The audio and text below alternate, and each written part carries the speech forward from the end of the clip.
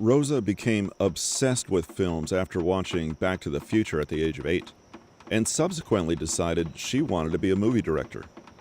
There hasn't been any other ambition for her ever since.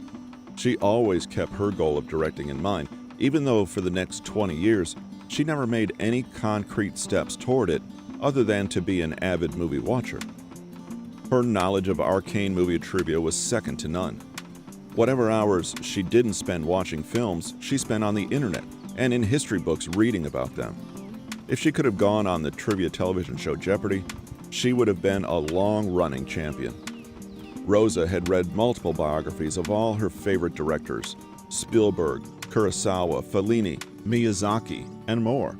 Yet, she never translated this research, knowledge, and information into action.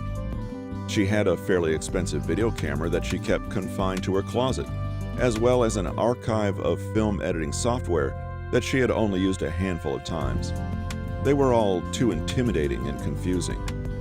Moreover, what if she discovered that all her knowledge and preparation weren't enough, and she was destined to fail at becoming a director?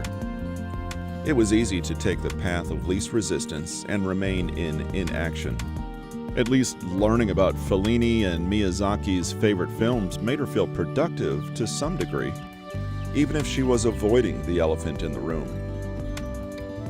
One day, she discovered an acquaintance of hers had started a YouTube channel that was quickly amassing millions of views. Out of curiosity, she started viewing the videos and was struck by what she saw. This wasn't art. The shots weren't framed adequately, her focus was wrong, and the narrative structure was reversed. None of the viewers seemed to care, however, as the views continued to increase. What's more, the reviews of the videos were all glowing and encouraging. No one cared about the framing or focus. So, Rosa made a dramatic decision. If she can do it, why can't I? For 4 months, she was going to make real, concrete strides toward becoming a director of anything. It was time to buckle down and keep going when all she wanted to do was give up.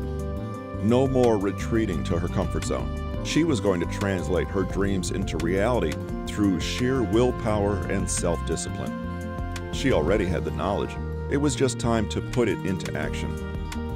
She first organized her time into 2 categories: learn and practice.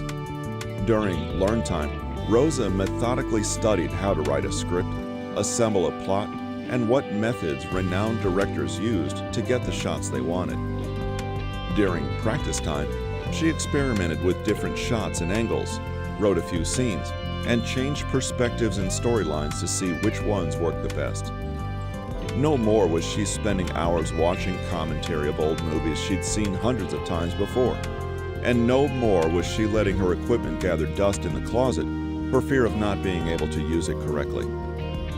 The day those 4 months ended, Rosa set out to make her film. She found a few local actors who were willing to work for pizza. She herself was the camera woman. Her cousin was the sound person, and her dog was a prop. When she finished, she put it online and it garnered a few hundred views, mostly from family and friends. Rosa wasn't a professional filmmaker, but these were all steps on the journey to seeing her wishes become reality. She committed herself to completing 1 short film every month thereafter. She soon grew a reputation for being one of the speediest and most knowledgeable directors in the business. A scant 3 years later, one of her short films was entered into a film festival competition, something she never even dreamed about when she was just starting out. While she didn't win any prizes, she still gained recognition and began to be able to support herself through her childhood dream of directing. Some might say Rosa was lucky. That is partially true, but if Rosa had never made the decision to buckle down and do what she'd been avoiding for years, she never would have been in the position to be lucky.